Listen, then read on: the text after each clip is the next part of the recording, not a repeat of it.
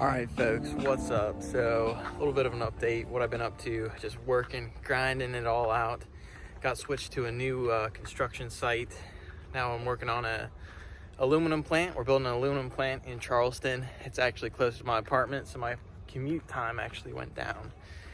But just an update on that deal, it didn't go through. I ended up pulling out with a week left, and the reason I did, I had a meeting with my boss. I'm gonna be traveling and working a lot more hours than I expected, so financially could have handled it, but decided to pull out because it wasn't looking like it would be the smartest decision. So I'm out of the deal, on to the next one. Gonna continue working, kind of focus on paying down some of the student loan and car debt that I have and building a better savings so I can go buy some real estate down the road. So what do I do for a living as a safety engineer? What does my everyday look like? So as a safety engineer, it's my job to ensure the safety of our workforce.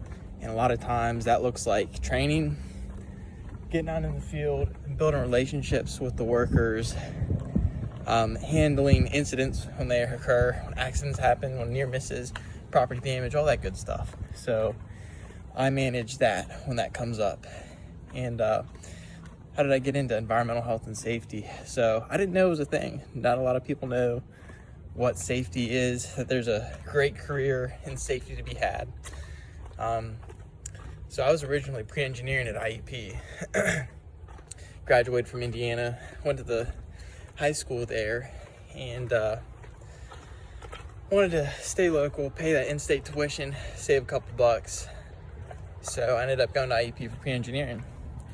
A couple semesters into the program, I figured out, dang, this math thing is not working out. I don't like doing math. I can do it, I'm all right at it, but it's not enjoyable. The more that I researched it, I found that I'd be working, sitting at a desk most days. So I said, forget that. That's not the life I want to live. So I started poking around at different options, and I looked into environmental health and safety.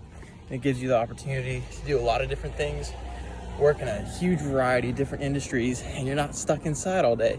You get to go out in the field, you get to do a lot of different things, interact with a bunch of different people. So I looked into it, and after that first semester in college, I switched over, made the change. So the environmental health and safety field, it requires a lot of different things. You're dealing with chemistry, physics, sometimes biology, so it's very science-based. But it's really great for people with soft skills who don't mind, getting up in front of people and giving presentations for training, or one-on-one skills, building a relationship with the workforce.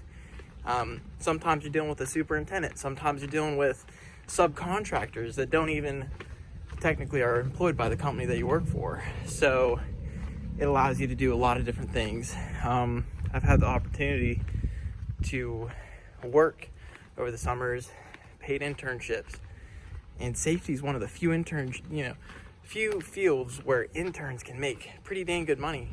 I never saw safety internships pay less than $15 an hour.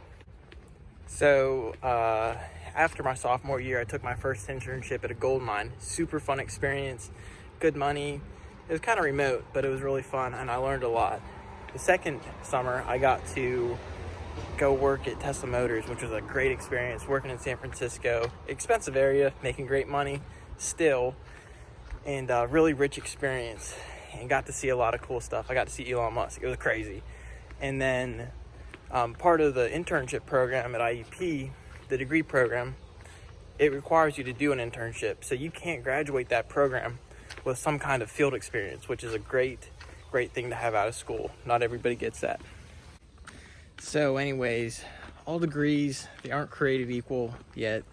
Many of them, if you go to a school, they're the same price. Safety is one of those where you get a good ROI, return on investment, for the degree that you go for. So out of school, typically what I've seen, you're not going to get anything less than $55,000 if you do well in the program. You can make all the way into six figures. I know that for a fact. If you're willing to go on the road and work long hours, you can make six figures right out of school, guaranteed. Being an EHS specialist or working in the safety field, it's not easy. A lot of times it's a thankless job. A lot of times you're pissing people off. But it's a worthwhile career. It's something that you can believe in because you're doing something important. You're making sure that somebody gets home to their family, brother, sister, in the same shape that they went to when they got to work. So it's an important field that you can feel good about because you're doing some good protecting workers. So that's my update, folks. A little bit about what I do, how I got there, all that good stuff.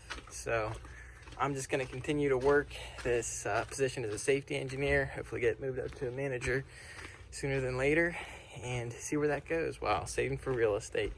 So going to be working in the Charleston area for at least a couple more weeks, but after that, who knows, on to the next adventure. So have a good one, guys.